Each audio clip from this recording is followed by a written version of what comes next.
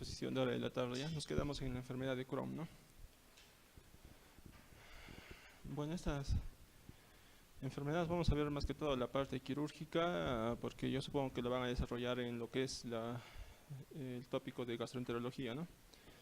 La enfermedad de Crohn, que es una enteritis regional, ¿no? Una ileitis granulomatosa. En realidad esta enfermedad es poco frecuente, ¿no? En nuestro medio, más es en la raza caucásica, pero de todas maneras vienen preguntas y también tenemos que saber, ¿no?, sobre esta enfermedad. Una enfermedad inflamatoria granulomatosa transmural, ¿no?, que puede comprometer áreas del tubo digestivo. Todavía una causa algo desconocida, se ve que influyen ciertos factores inmunológicos, hereditarios, pero no se tiene bien clara todavía la etiología en sí de esta enfermedad, ¿no? Tiene una distribución algo peculiar, ¿no? Bueno, el 25% toma intestino delgado, 50% intestino delgado y grueso, 25% solo colon, y hay reportes de hasta un 70% de ilion distal, ¿no? Es más frecuente entre la segunda y cuarta década de la vida.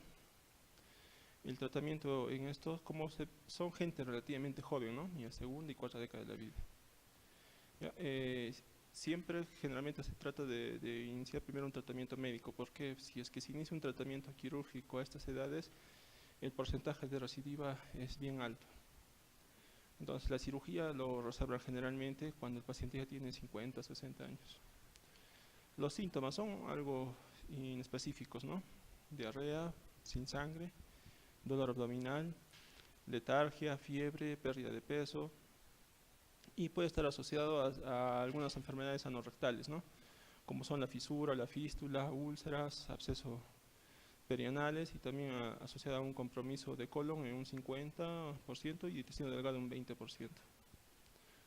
Los signos que vamos a encontrar en el examen físico van a ser una masa abdominal palpable, anemia y malnutrición, ¿no?, que no sean explicadas por otras etiologías, ¿no?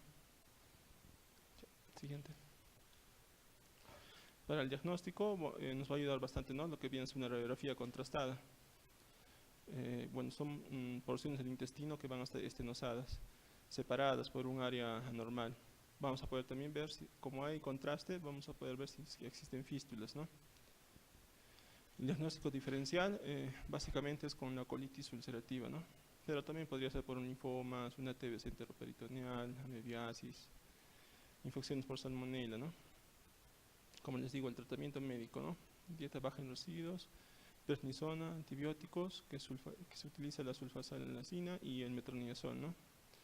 Antiespasmódicos también pueden usarse, y si es necesario, una intubación parenteral total, ¿no? Tratamiento quirúrgico reservado para las complicaciones, ¿no? Si es que aparecen complicaciones, se opta por un tratamiento quirúrgico. Y la resección que se realiza también es conservadora. ¿Ya? ¿Cuáles son estas complicaciones? Por ejemplo, una obstrucción intestinal. ¿Ya? Abscesos, fístulas hacia piel, hacia vejiga, hacia uréter, hacia vagina, van a comprometer al paciente, no lo pueden llevar a un cuadro séptico. Entonces eso tiene que ir al tratamiento quirúrgico. En lo que son enfermedades, si está asociado a enfermedades perianales, el tratamiento también metronidazol, ¿no?, tratamiento médico. La siguiente.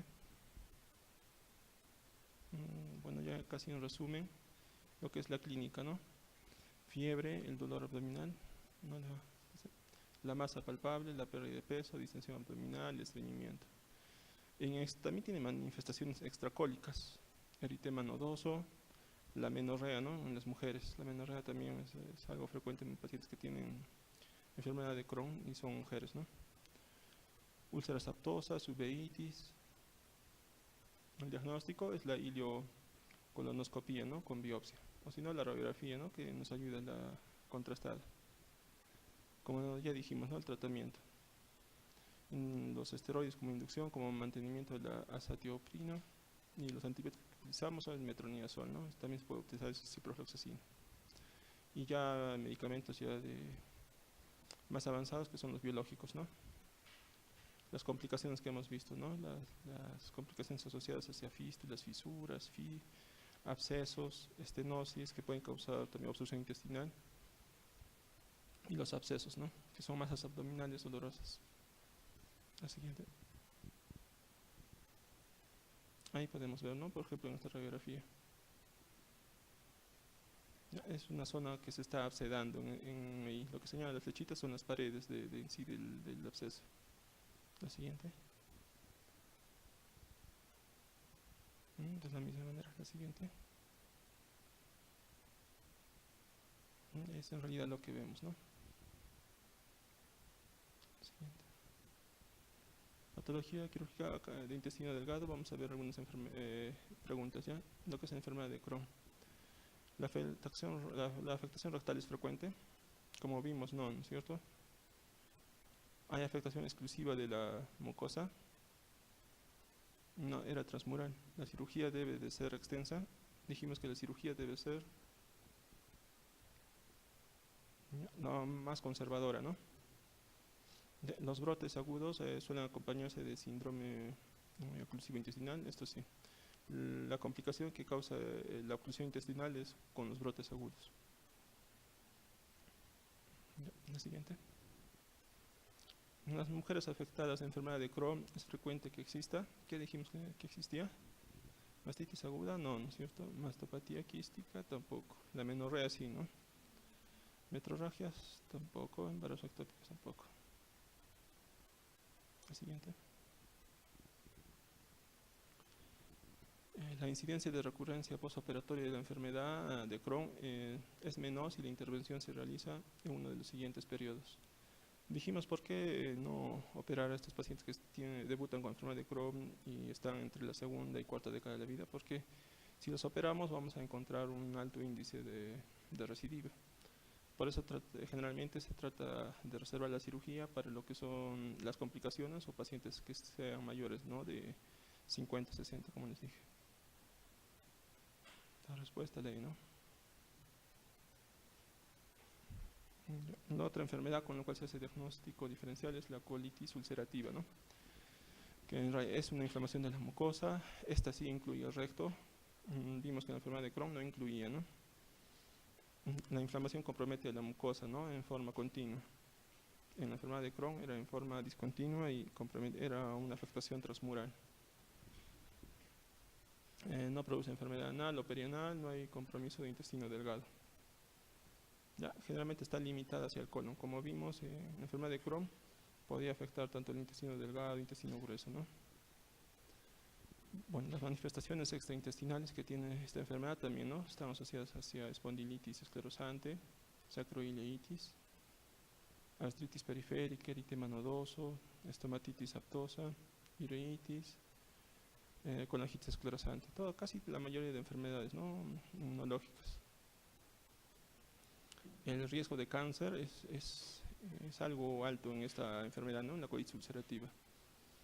Bueno, se dice que durante los primeros años es mínimo, ¿no? Una vez que debuta la enfermedad, durante los primeros 10 años es mínimo el riesgo. Pero a partir de esta se eleva, ¿no? 2% por cada año de compromiso, ¿ya? En todo el colon. O sea, al final, si el paciente está a unos 20 años, su riesgo es bien alto para poder desarrollar un cáncer de colon. La siguiente. Las manifestaciones, ¿no? Que vimos, extracólicas, ¿no? La siguiente. La clínica. Bueno, estos pacientes van a presentar diarreas con sangre, ¿no? Vimos que en la enfermedad de Crohn eran diarreas sin sangre, ¿no? Moco y pus, malestar, fiebre, pérdida de peso, anemia, formas graves van a tener la colitis fulminante o megacolon tóxico, ¿no? Dilatación de colon transverso, dolor y distensión abdominal. La evaluación en estos casos también es la proctoscopía con biopsia. Tratamiento también es médico, ¿no? Inicialmente, ¿no? Con esteroides, sulfasalacina y agentes inmunodepresivos, ¿no? La siguiente. La siguiente, ahí se ve.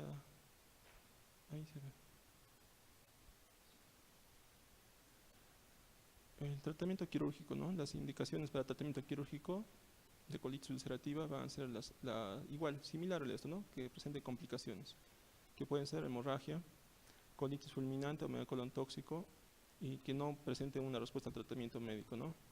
O presenten estenosis colónica. o que esté evolucionando según el estudio de biopsia hacia lo que es una displasia o sea un cáncer de colon. Entonces esto sí es indicativo de tratamiento quirúrgico.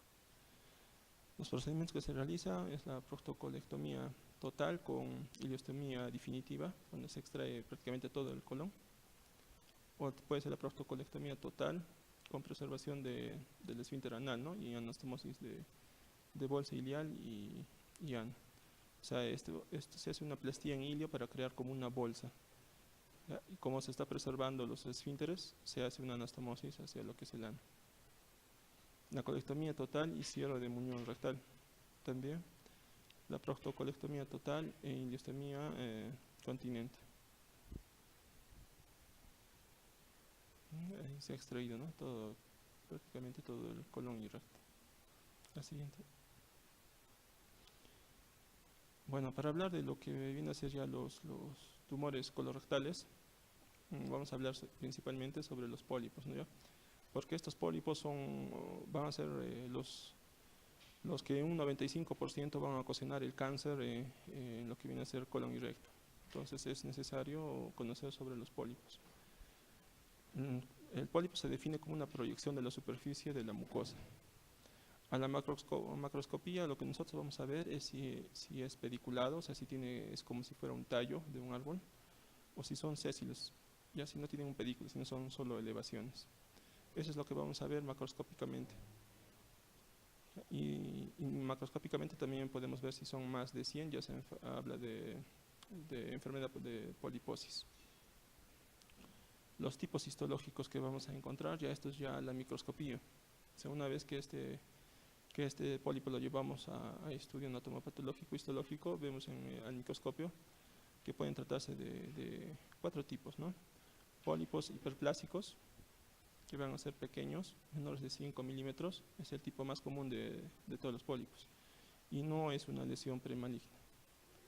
Pólipos amartomatosos, que tampoco son neoplásicos, es un pólipo juvenil que ocurre generalmente en los niños, ¿no? Es frecuente encontrar esto en los niños, y así como vimos pueden producir cuadros de intussuscepción.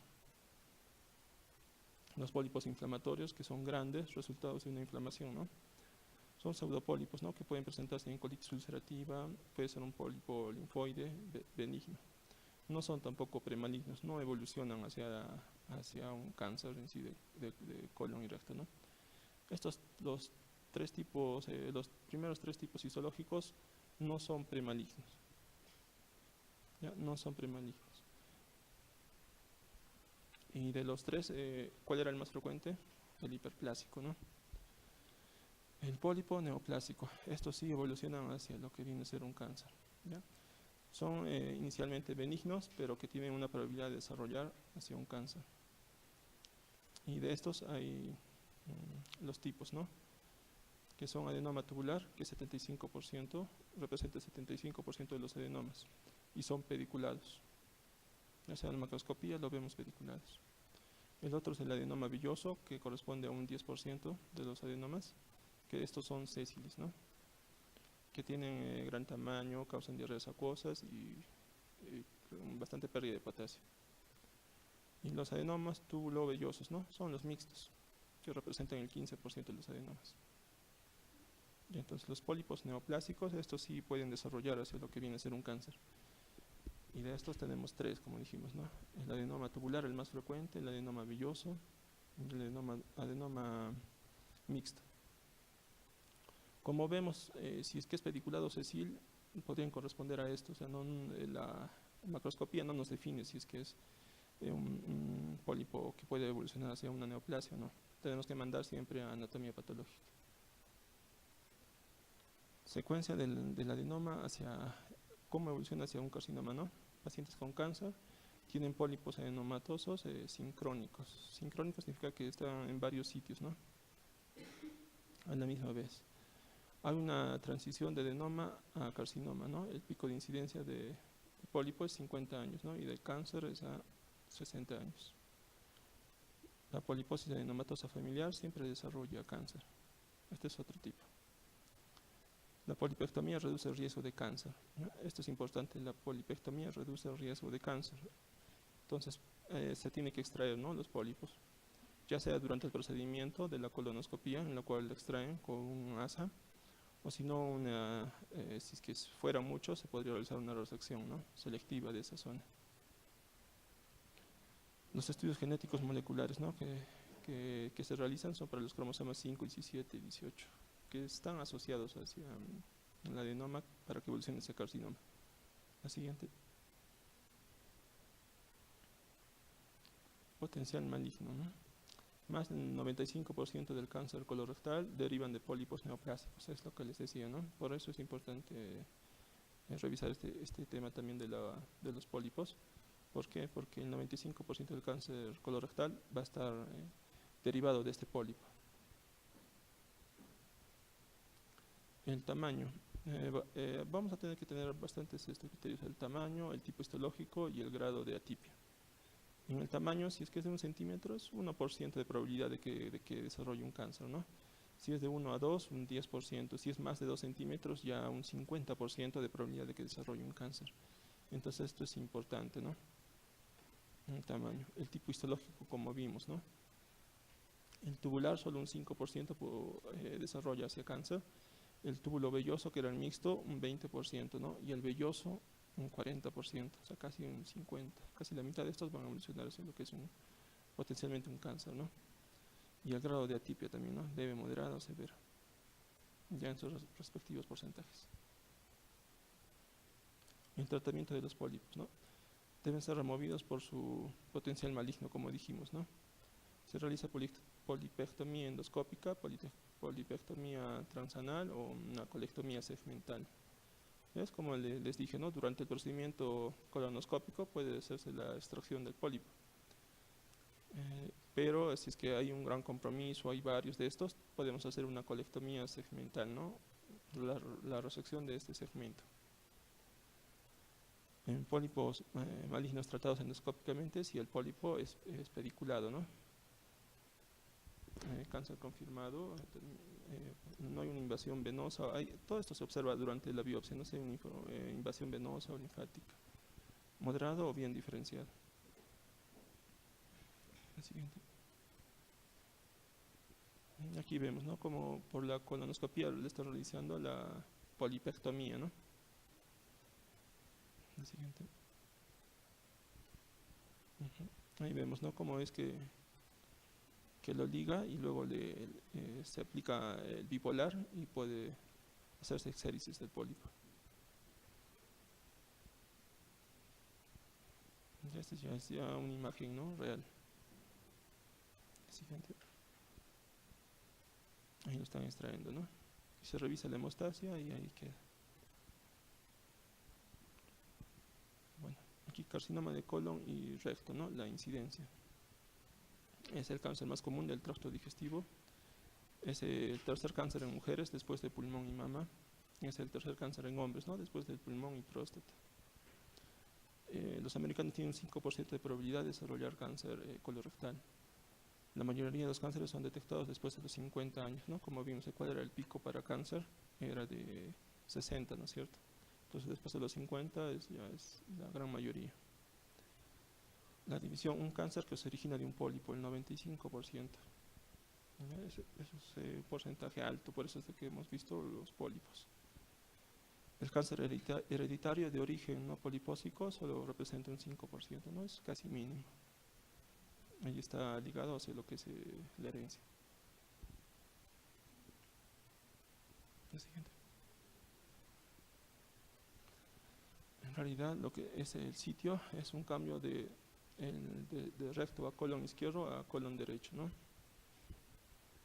La etiología, factores importantes en el desarrollo del cáncer son la secuencia de cómo es que pasa de pólipo a cáncer, ¿no? Si presenta enfermedad inflamatoria intestinal. La colitis ulcerativa vimos, ¿no?, que la colitis ulcerativa durante los 10 primeros años no tenía un potencial neoplásico elevado, pero se elevaba 2% por cada año que era consecuente a este, ¿no? Entonces ya tiene un 25% de probabilidad. La enfermedad de Crohn también, ¿no?, pero es menos que la colitis ulcerativa, es casi mínimo, pero sí se encuentra cierta asociación. Los factores dietéticos, como son la grasa saturada, las fibras. Esto se refiere a los factores dietéticos, la dieta generalmente que lleva el paciente que va a desarrollar un cáncer de colon, ¿no? O sea, su dieta está incrementada en lo que son grasas saturadas, ¿no? Generalmente la comida rápida, ¿no? Frituras, sándwich, pollo a la brasa. Y está disminuida en lo que es fibra, ¿no? No consumen mucho lo que viene a ser verduras, frutas. También se encuentra cierta asociación con la disminución del calcio, ¿no? Calcio una ingesta. Y se encuentra incrementada en los pacientes, ¿no? Que consumen cerveza. Es para los varones, ¿no? que consumen bastante cerveza, a los 50 años ya tienen que hacerse su examen de colonoscopia, ¿no? Podrían estar desarrollando tal vez algún tipo de pólipo que va a incrementar su riesgo de cáncer. Genéticos más frecuente en parientes de primer grado, ¿no?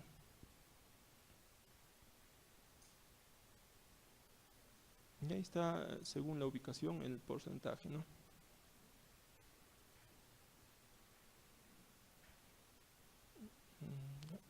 En colon descendentes y sigmoides vemos que es el mayor porcentaje, ¿no? 25%. Y en colon derecho también otro 25%. Ya menos en el transverso 15%, en el descendente es 5%. Por eso más que todo lo dividimos, ¿no? Entre cáncer de colon derecho o cáncer de colon izquierdo. Generalmente así lo dividimos. Porque cáncer de colon derecho es la parte inferior, ¿no? Donde está el ciego. Y de colon izquierdo nos referimos más que todo hacia lo que es sigmoides. Siguiente. Carcinoma colorectal hereditario no polipósico, de sitio específico. O sea, los que no están originados por pólipos, ¿no? O sea, solamente el 5%. En esto se encuentran mutaciones de la línea germinal de los genes, ¿no? Es más que todo la base genética, ¿no?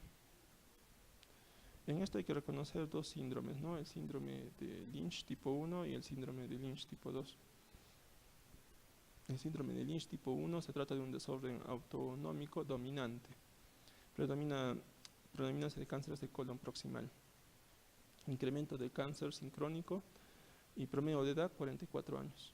En el síndrome de Lynch tipo 2, o también conocido como síndrome de cáncer familiar, además de los ya mencionados en la parte de síndrome de Lynch tipo 1, se asocia incremento de cánceres de endometrio, ¿no? De endometrio, ovario, mama, estómago y linfomas. Esto es importante, esta asociación también la pregunta. Incremento de cánceres de endometrio, ovario, mama, estómago y linfoma. También está asociado a un carcinoma mucinoso o pobremente diferenciado. Incremento de la incidencia de cáncer cutáneo también, ¿no? De piel. Siguiente.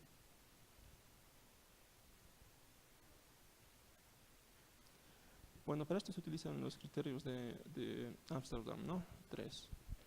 Al menos 3 familiares con cáncer asociado, ¿no? Al menos 3 familiares asociados a un cáncer colorectal no polipósico. Bueno, pueden ser de colon, de intestino, de endometrio, uretres, pelvis, renal.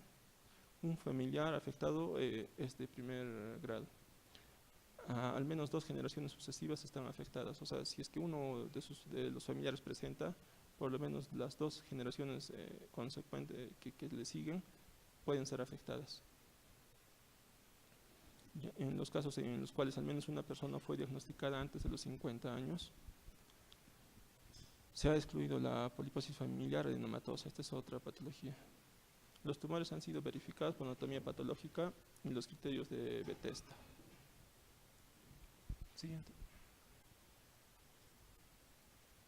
Y estos son los otros criterios, ¿no? Criterios de Amsterdam 1 y criterios de Amsterdam 2. Bueno, esto ya lo revisan, lo van a revisar más que todo en lo que es gastroenterología. Siguiente. Y estos son los criterios, ¿no? De Bethesda. Estos son los cánceres que vimos que estaban relacionados con el síndrome de Lynch, ¿no? Que dijimos endometrio, ovario, el tumor gástrico, también del tracto urinario. Los más frecuentes son los 4 primeros, ¿no? Siguiente. El cuadro clínico de estos pacientes, cómo van a debutar, lo vamos a diferenciar, ¿no? Como ya hemos dicho, entre cáncer de colon derecho y cáncer de colon izquierdo. El cáncer de colon derecho, ¿cómo se va a manifestar? Por un sangrado, ¿no? Microscópico, que inicialmente es microscópico. El paciente con que va a debutar con un cuadro de anemia ferropénica por pérdida, ¿no? Y también se podría palpar una masa abdominal. En lo que es colon izquierdo, va a haber cambios en el ritmo evacuatorio, en la consistencia de las heces y en la forma de las heces, ¿no? Puede haber también aquí un sangrado, pero en este sí va a ser macroscópico, ¿no? Y el cáncer que se instaura en colon izquierdo puede llevar a una estenosis, ¿no? Pueden debutar como cuadros obstructivos. El cáncer de recto sí se va a manifestar por rectorragia, ¿no? Tenesmo y urgencia. ¿Qué evaluación debemos tener nosotros para estos pacientes? Es un examen primero del abdomen, ¿no? En busca de masas palpables.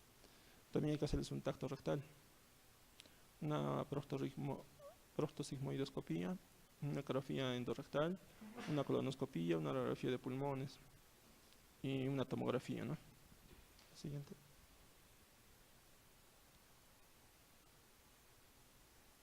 Siguiente. Ahí ya se ha extraído, ¿no? La pieza operatoria donde se ha extraído un cáncer. La siguiente. Ahí está, pueden ver, ¿no? Cómo estaba causando una obstrucción a ese nivel, ¿no? El cáncer, y al momento de la extracción se ve. La siguiente. El tratamiento para ambos, ya sea de colon derecho o colon izquierdo, es la resección quirúrgica, ¿no? Y la reparación del colon. Y determinar si hay presencia o no de metástasis, ¿no? Es la resección del segmento comprometido con su pedículo linfovascular, ¿no? Con todos los ganglios, ¿no? Donde hay un drenaje linfático hacia ellos. Puede realizarse anastomosis sin tensión, ¿no? En recto, en tercio superior, es una resección anterior. Hay que hacer una resección anterior de más o menos 10 a 15 centímetros. En recto, lo que es el tercio medio, una resección anterior baja con un margen más o menos de 5 a también a 10 centímetros. Bueno, y necesitan terapia complementaria, ¿no? No solamente es la cirugía en estos pacientes, sino que tienen que también recibir terapia complementaria, la radioterapia y la quimioterapia. Siguiente. Ya, en estos pacientitos es lo que se hace, ¿no? Una hemicolectomía derecha, si es que el cáncer está instaurado en el colon derecho, ¿no? Y la anastomosis que se hace es una iliotransversa, que puede ser término terminal, como vemos en la figura, pero también podría ser término lateral o lateral. Y la hemicolectomía izquierda, ¿no? Se saca todo el colon izquierdo, se descuelga parte del ángulo hepático y desciende y se hace una anastomosis, ¿no? Generalmente aquí sí es término terminal. Y aquí solamente cuando se extrae el segmento comprometido, que es el sigmoides, ¿no? Se descuelga, como ven, el ángulo esplénico del colon y se hace una anastomosis, ¿no? Término terminal. Siguiente. El siguiente. No es lo mismo que hemos visto. Esto es, ¿no? Sobre lo que les dije, ¿no? La hilotransversa anastomosis, ¿cómo puede ser, no? Que puede ser término terminal, lateral o término lateral. Aquí generalmente para este tipo de cirugía se realiza con sutura mecánica, ¿no? Porque el paciente ya está padeciendo un cuadro de una neoplasia, entonces su estado nutricional no es el adecuado. Hacerlo de forma manual incrementa el riesgo de dehiscencia. Entonces se prefiere usar la sutura mecánica. Siguiente. Y el seguimiento que hay que hacer a estos pacientes, ¿no? Se le hace un seguimiento con colonoscopías y lo más importante es el marcador, ¿no? Carcinoma embrionario. El indicador más sensitivo de la recurrencia del cáncer colorectal, ¿no? Es una glucoproteína que está aumentada en presencia de metástasis. Pero también puede estar incrementada en pancreatitis, cirrosis, insuficiencia renal, colitis ulcerativa y otros tipos de cáncer. Una clasificación de Duchmas que es la clasifica, ¿no? De acuerdo a la letra A, B, C, D.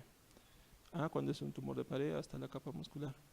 B, tumor que transpone la serosa o grasa perirectal. Y la C, una metástasis en nódulos linfáticos. Y la D, metástasis a distancia. La siguiente. Y esta es la clasificación ya que conocen, ¿no? que es un poco más tediosa, ya lo reviso. Siguiente. La clasificación TNM, ¿no? que es la aceptada mundialmente, ¿no? Para todos los tipos de cánceres. Siguiente. Y eso sería todo en cuanto a lo que es cáncer colorectal. La siguiente.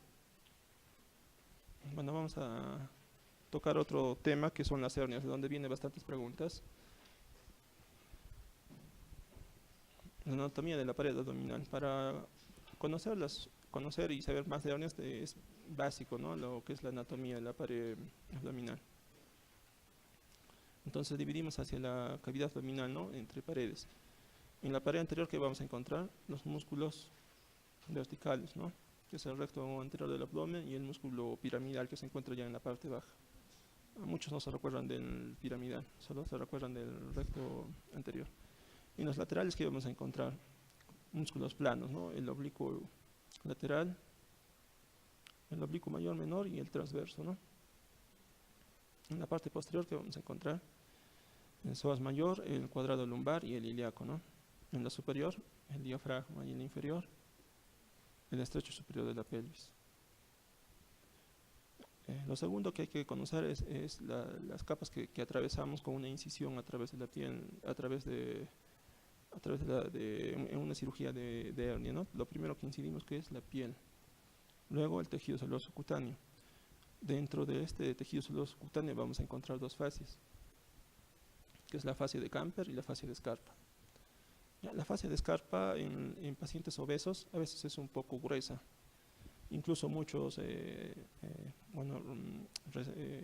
cirujanos que estén iniciando, que sean residentes, R1, piensan de que al momento de que encuentran Scarpa, que ya encontraron la fascia profunda. Por eso a veces le llaman la fascia de los tontos, ¿no? Porque la confunden generalmente a veces. Luego viene la fascia profunda, y luego ya estamos en el plano muscular. Después del plano muscular encontramos, ¿no? Todavía parte de lo que es la fascia posterior, si es que estamos por encima del ombligo. Si estamos por debajo, encontramos el peritoneo en sí ya. La irrigación de la pared abdominal, que también tenemos que conocerlo, ¿no? Y los puntos débiles de la pared abdominal, que vamos a revisarlo. Esto es el estuche de los rectos. ¿Ya? Como vemos, por encima del ombligo, los rectos sí están recubiertos, ¿no es cierto? Están recubiertos por la aponeurosis tanto anterior como posterior. Pero cuando vamos hacia abajo, por debajo del ombligo, vemos que ya no. Entonces, por encima del ombligo encontramos una fascia, ¿no? Si es que entramos por por una incisión paramediana, encontramos la fascia anterior y la fascia posterior. Pero por debajo del ombligo ya no encontramos la posterior. Es muy débil y ya solo encontramos peritoneo. Entonces ya vamos a encontrar cierta debilidad por debajo del ombligo, ¿no? El siguiente. Las hernias, ¿ya? La epidemiología de las hernias. El mayor porcentaje de las hernias corresponde hacia lo que son las hernias inguinales, que se encuentran en la ingle, 75 hasta 80%. El otro porcentaje alto es de hernias incisionales, ¿no? Las ventrales, de 8 a 10%. Luego las hernias umbilicales, que ocupan entre un 3 o 8%. Entonces, lo más importante, el mayor porcentaje de hernias son de la epidemiología de las hernias corresponden hacia lo que son hernias inguinales, ¿no? El segundo, hernias incisionales, o sea, provocadas después de una cirugía o algún procedimiento que se haya realizado. Dentro de lo que es la etiología, hay defectos congénitos en la pared abdominal. ¿Ya? Por ejemplo, para lo que es la hernia inguinal, ¿cuál es el defecto congénito en la pared? La persistencia del conducto peritoneo vaginal, ¿no? Para los varones. O aumentos de foramen, ¿no? Como el orificio inguinal interno puede estar un poco aumentado. Traumas o infecciones. Aumento de la presión o esfuerzos despedidos, ¿no? Intraabdominales. Por eso está asociado también con el embarazo, con pacientes que son tosedores, ¿no? Como pacientes que tienen asma, que tienen EPOC, o pacientes cirróticos que tienen ascitis, que tienen incrementada la presión intraabdominal, también pueden desarrollar cuadros de hernia, ¿no?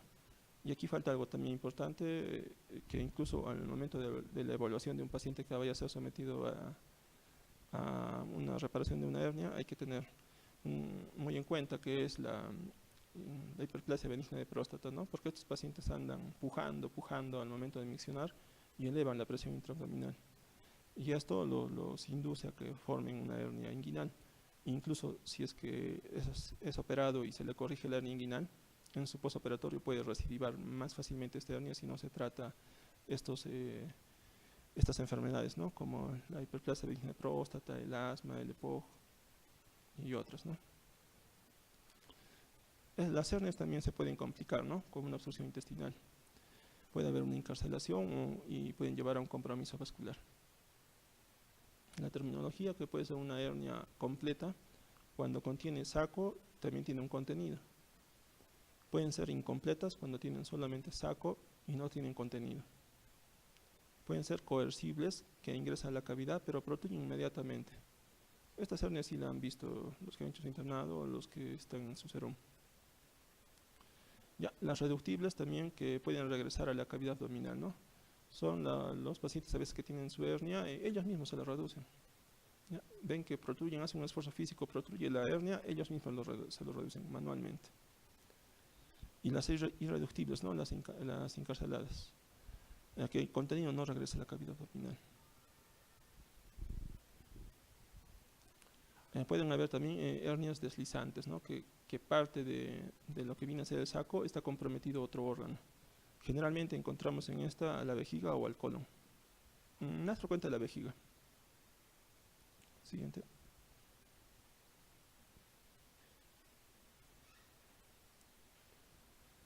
Ahí está el cuadrilátero que tenemos que tener, ¿no? El espacio miopectíneo.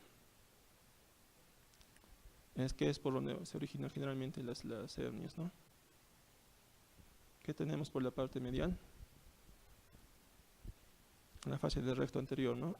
En la superior, en la oblicua. En la inferior, el ligamento crural, ¿no? Y en la lateral, son el borde, ¿no? Lateral del psoas ya en sí. El siguiente.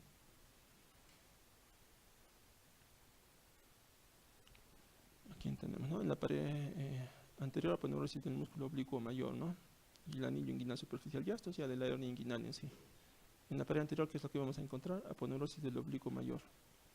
Y el oblicuo mayor es el que está en la pared anterior. Y ahí también encontramos el anillo inguinal superficial. En la pared superior encontramos al tendón conjunto, ¿no? Que es la fusión del oblicuo mayor y el oblicuo menor. En la pared inferior encontramos el ligamento inguinal. Y en la pared posterior la fascia transversalis, ¿no? Y ahí encontramos el anillo inguinal profundo. Y algunos ligamentos que refuerzan, ¿no? Esto sí tienen que recordarlo. En la pared anterior, que tenemos el oblicuo mayor y el anillo inguinal superficial. En la pared posterior, que encontramos la fascia transversalis, ¿no es cierto? Y el anillo inguinal profundo. En la pared superior, el tendón conjunto. Y en la pared inferior, el ligamento inguinal. Siguiente.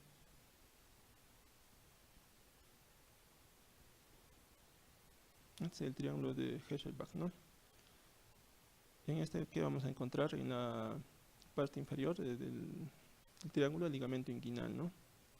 En la parte medial, en la parte lateral, los vasos epigástricos. Y en la cara medial, ¿qué encontramos? Es parte, ¿no? De la fascia transversa y también del oblicuo, del transverso del abdomen. Ambos la conforman. Y aquí generalmente se originan las hernias inguinales directas o indirectas. Las directas, ¿no? Porque está medial a los vasos epigástricos. Si es que está por fuera de esto, se trata de una hernia inguinal indirecta, ¿no? La siguiente. Este es el triángulo de Hesselbach, ¿no? Ya también para lo que viene a ser el lado izquierdo. Es lo mismo, ¿no? En la cara inferior, el ligamento inguinal.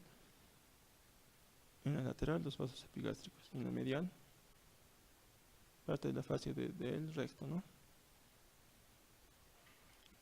La siguiente. Y ahí vemos, ¿no?, cómo protruyen. Puede ser una hernia directa, si está medial hacia los vasos epigástricos, o si está lateral, si está por fuera de los vasos epigástricos, es una hernia inguinal indirecta. Y si está por debajo del ligamento inguinal, es una hernia crural, ¿no? La siguiente.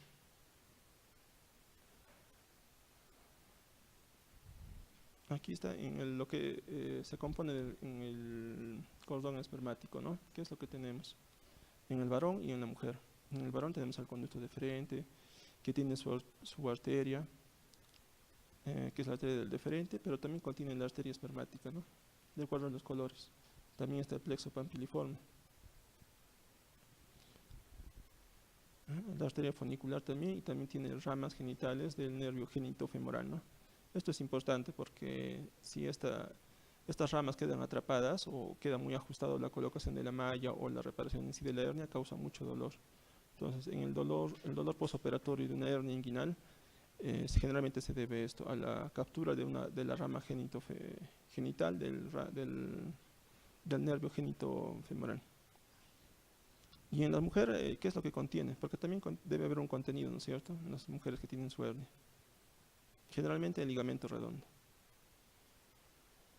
¿Ya? Pero como ven, no hay arterias, no hay vasos.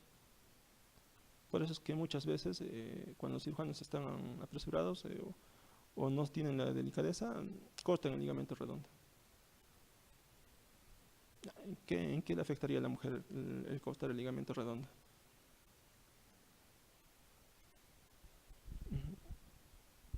En el varón, si le cortan curso deferente, nunca por ese testículo ya no va a poder tener hijos, pues, ¿no?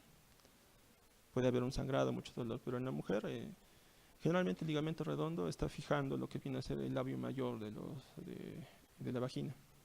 Entonces, si es que hay una sección de ligamento redondo, como que un labio mayor de la vagina va a estar un poco caído. Pero más allá de eso, no va a causar dolor, no va a causar molestias. La siguiente. Y esta es la vista ya laparoscópica.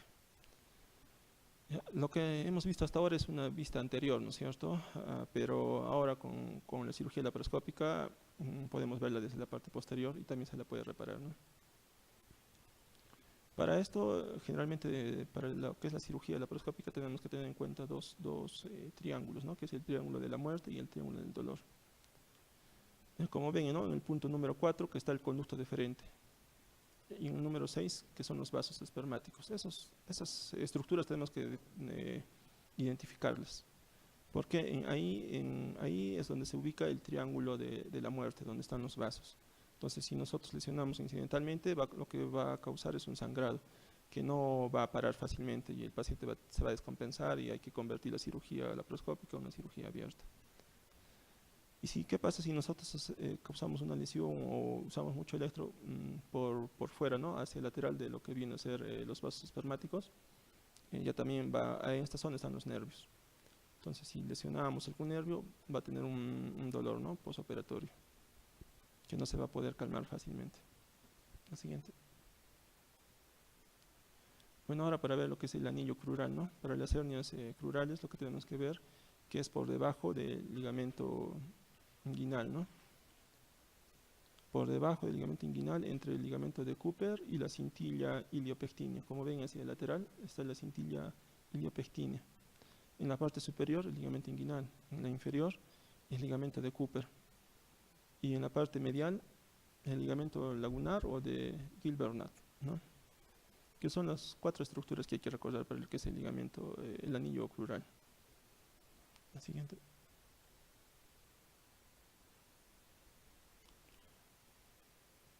Bueno, lo que vienen a ser las hernias inguinocrurales, ¿no?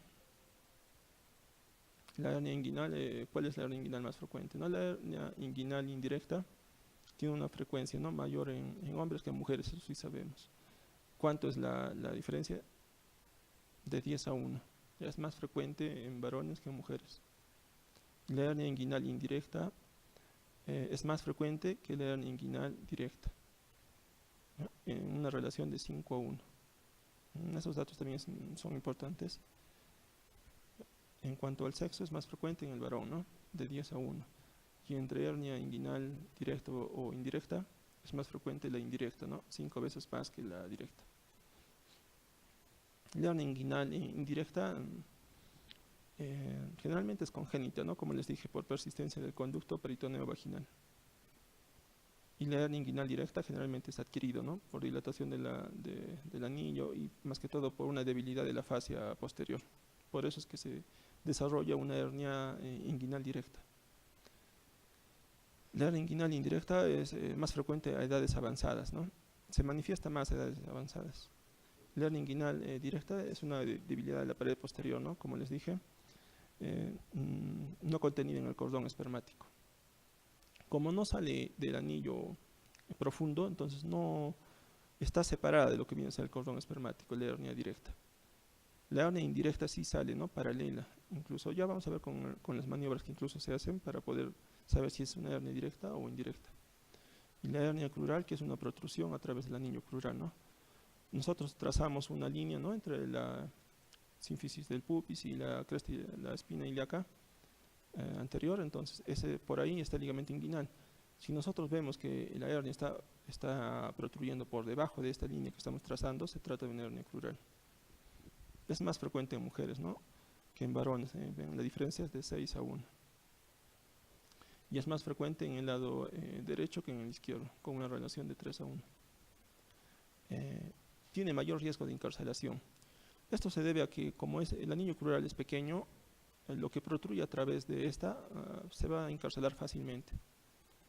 Como ven, el ligamento inguinal es duro, ¿no? Entonces en la parte de arriba está tenso, no puede extenderse más. En la parte inferior tenemos el ligamento crural, entonces tampoco se extiende, entonces lo comprimen y no puede agrandarse el anillo. Entonces, como es un anillo pequeño, es por eso que estas se estrangulan fácilmente. 30-40% de probabilidad de estrangulación.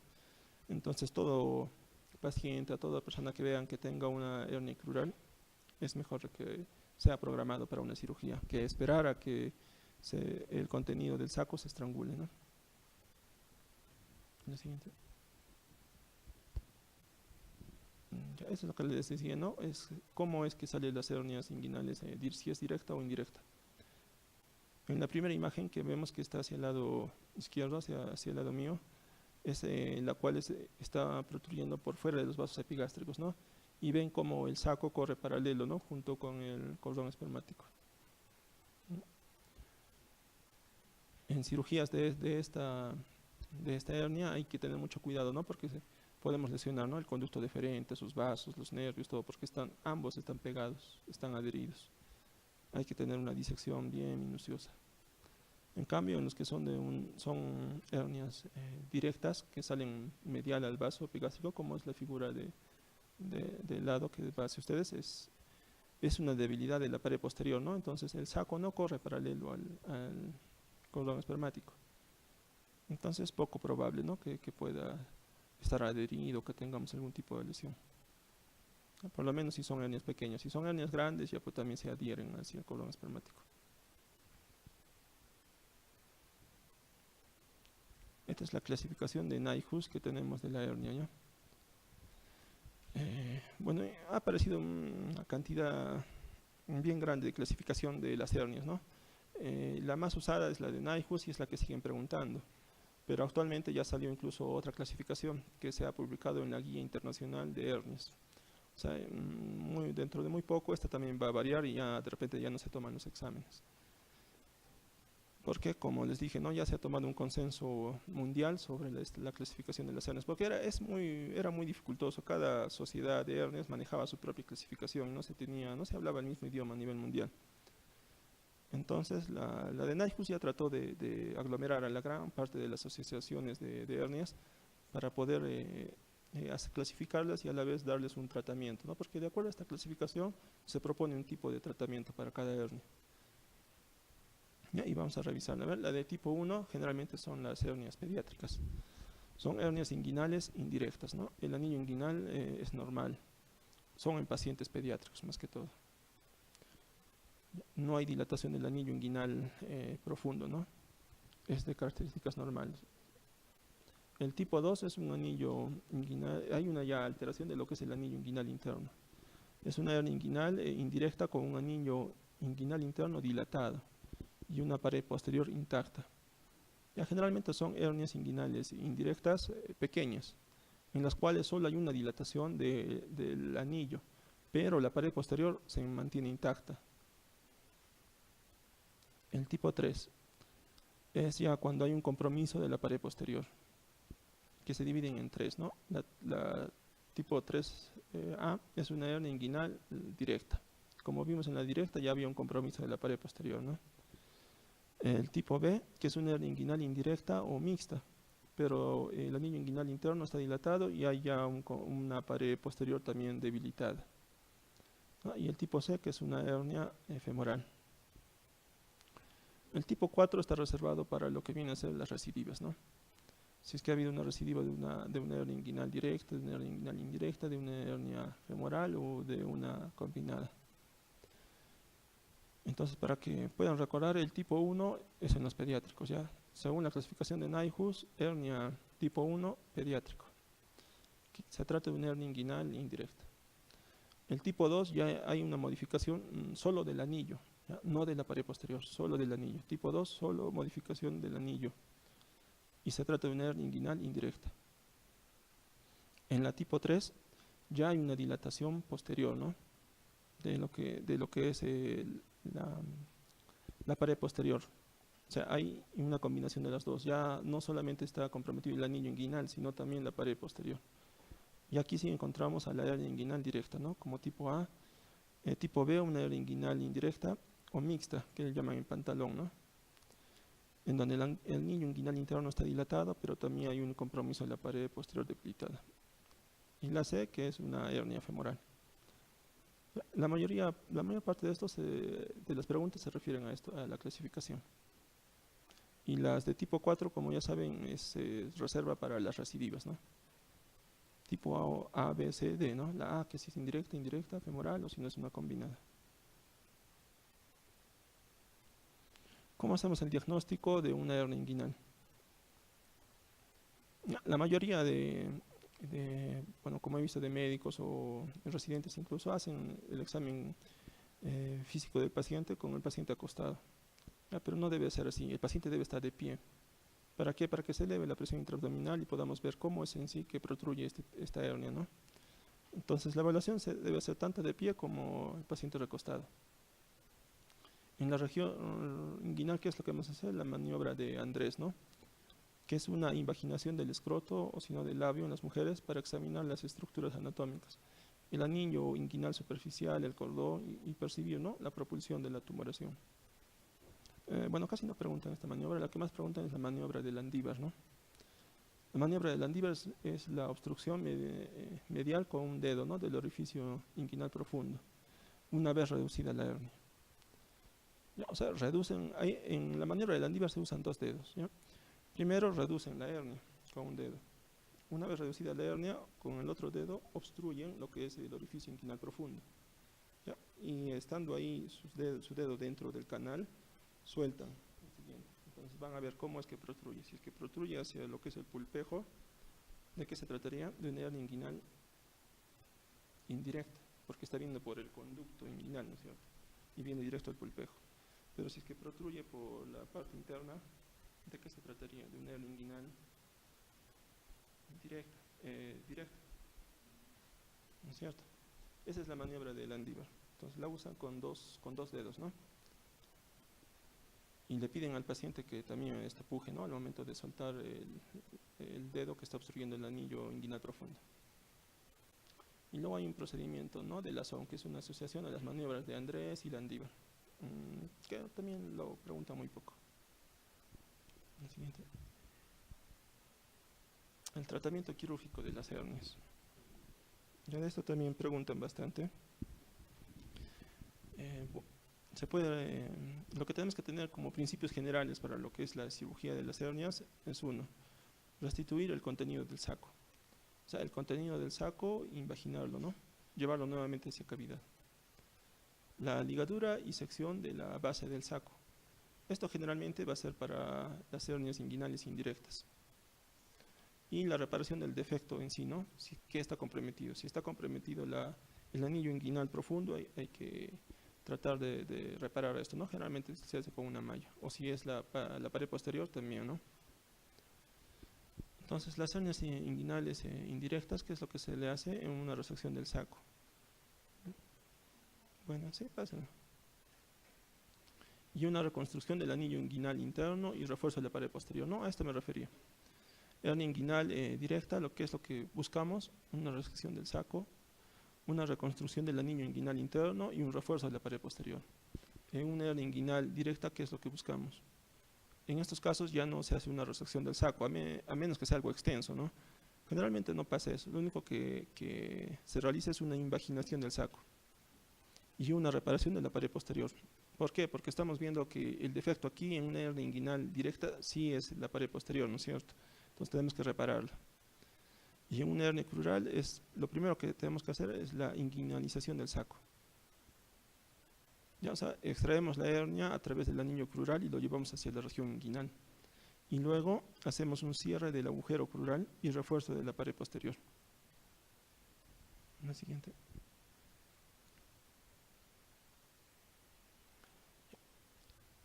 Bueno, hay dos tipos de cirugías, ¿no? Las que son con tensión y las que son libres de tensión. Las que son con tensión son las más antiguas, las usamos, es las que se usan, no se usan mallas. Las libres de tensión son las que en realidad se usan en la malla, ¿no? Lo que viene a ser las que son con tensión, que ya se están dejando de usar, es por ejemplo la de Bassini, ¿no? En donde se aproxima lo que es el tendón conjunto, que el tendón conjunto estaba formado por la aponeurosis del oblicuo mayor y el oblicuo menor, ¿no es cierto? Eso de ahí se jala y se une hacia lo que es el ligamento inguinal. Es una de las primeras cirugías, ¿no? La de Bassini. La de McVeigh, que es la que llevan el tendón conjunto al ligamento de Cooper. Si la están llevando al ligamento de Cooper, estarían también obstruyendo lo que viene a ser el anillo crural, ¿no es cierto? Entonces sirve para lo que son las hernias crurales. Y la técnica de Schuldeis, ¿no? Que es una técnica en la cual separan capa por capa cada aponeurosis muscular y hay en realidad un refuerzo en 3 capas. Por eso se llama una técnica anatómica. De todas estas, la técnica de Schuldeis es la única que ha demostrado un buen manejo y una recidiva solo del 5%. Pero esto solo se ha podido ver en hospitales en los cuales se maneja bastante este tipo de técnica y han tenido una adecuada preparación, porque se ha tratado de obtener resultados similares en otros hospitales y no se logra. ¿Ya? En el hospital de Schuldeis solo queda en Canadá, me parece, y es el único que tiene buenos datos sobre recidiva, sobre infección, que se han tratado de comparar con otros aquí y no, en ninguna otra parte del mundo se ha logrado conseguir datos tan bajos de recidiva, de infección de herida operatoria, de dolor. Bueno, ahí por vía anterior seguimos, ¿no? Entonces las cirugías libres de tensión generalmente son con el uso de la malla, ¿no? Que es la de técnica de Lichtenstein, ¿no? Que es la que generalmente usa todos los cirujanos. Las de la vía anterior. Las de la vía posterior, no hay una de la vía posterior que no use malla, ¿ya? Esa que está ahí, Naijus se ha pasado. La Naijus está aquí en lo que es con malla, pero por vía posterior. Reparar una hernia por vía anterior es algo más factible y más accesible, o sea, se puede aprender fácilmente. Pero reparar una hernia por vía posterior es más complicada. Está reservada generalmente para cirujanos con mayor experiencia. Dentro de la vía posterior ya tenemos lo que viene a ser la laparoscópica, ¿no? TEF y TAF. La TEF es totalmente extraperitoneal, ¿no es cierto? Entonces, en esta técnica lo que se crea es un neumoperitoneo entre lo que es los músculos y el peritoneo. Y la malla se coloca aquí. En lo que es la TAF, ahí sí ingresamos a cavidad abdominal, ¿ya? Lo único que se hace es se descuelga el peritoneo, se coloca la malla y se vuelve a rafiar lo que es el peritoneo. Estopa es la colocación de una malla, pero generalmente para hernias bilaterales. Aquellos pacientes que tienen hernias inguinales en el lado derecho y en el lado izquierdo, esta técnica es ideal, ¿no? La de estopa. Y la de Nyhus es similar a la estopa, solamente que para un lado, ¿no? Para el lado derecho, sino para el lado izquierdo. La siguiente.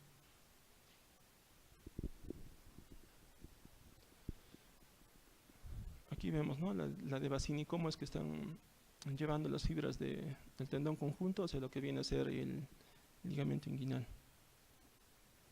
Y la de McVeigh, que están llevándolo hasta el ligamento de Cooper. La siguiente. Bueno, también existen otros tipos de hernias, ¿no? Como son la hernia de Littré, si han escuchado, ¿no? Aquellos pacientes que tienen un divertículo de Meckel y este es arrastrado hacia esa zona, hacia la zona del saco, ¿cómo se llama? Se llama una hernia de Littré. Si es que la hernia contiene el divertículo de Meckel, hernia de Littré. Hernia de Richter, ¿cuál es esta hernia? Cuando hay una herniación del borde antimesentérico del intestino delgado. ¿Ya? Es una hernia en la cual el contenido del saco contiene, ¿no?, hacia lo que es el borde antimesentérico de una asa, ¿no?, delgada. La hernia de Spiegel, que es en el borde lateral del recto anterior, en la línea semilunar, generalmente por debajo del ombligo. Generalmente unos 4 traveses de dedo por debajo del ombligo podemos encontrar esta hernia de Spiegel. Generalmente solo se presenta en un lado, pero también es posible que podamos tener bilaterales. La hernia de Anjad, esta sí han debido de escucharla, ¿no es cierto? Es una hernia inguinal que contiene al apéndice cecal inflamado. Esta sí ha sido motivo de pregunta también, ¿no? La hernia de Anjad. Es una hernia inguinal que tiene de contenido al apéndice cecal. Y la otra es la hernia de Garenget, que se trata de una hernia crural que de la misma manera también tiene de contenido al apéndice cecal. La hernia de Greenfield, ¿no?, que se encuentra en la parte posterior, ya son hernias dorsales estas. La hernia de Greenfield y la hernia de Petit. La hernia de Greenfield, que se encuentra en el triángulo del mismo nombre, es una lumbar alta, y la de Petit es una lumbar inferior. Y la hernia obturatriz, no sé si habrán escuchado de esta es una hernia interna, ¿ya? que es donde protruye a través del mismo, ¿no?, del agujero obturatriz. Generalmente cursa con suboclusiones intestinales. Y esto se ve en mujeres adultas con bastante pérdida de peso, o sea, pacientes que son obesas y que bajan bruscamente de peso pueden tener esta patología, ¿no?, cursar con una hernia obturatriz. La siguiente. ¿Cuál era la hernia de Richter? La que tenía el borde antimesentérico, ¿no?, de la asa delgada. Una imagen ahí, la siguiente. La hernia de Spiegel. ¿Cuál era la hernia de Spiegel? Es la que les dije, ¿no?, que se encontraba generalmente debajo del ombligo, unos 4 traveses de dedo, que tiene que ver con una debilidad, ¿no?, sobre la línea arqueada y la línea semilunar. En esa unión generalmente es donde se cursa la hernia de Spiegel. Las hernias lumbares, ¿no?, las que hablamos, la hernia lumbar alta y la de Greenfield, y la lumbar baja, que es la de Petit. Son bien raras, ¿no?, pero sí podemos encontrar este tipo de hernias en algunos pacientes. La siguiente.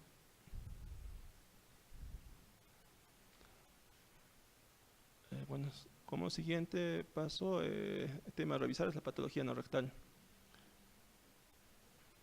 ¿Va a haber break, señorita?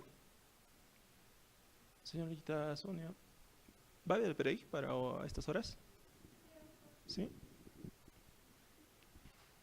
Ya pues, entonces a ver, vamos a un break de 5 minutos y retornamos ya porque ya se están durmiendo varios.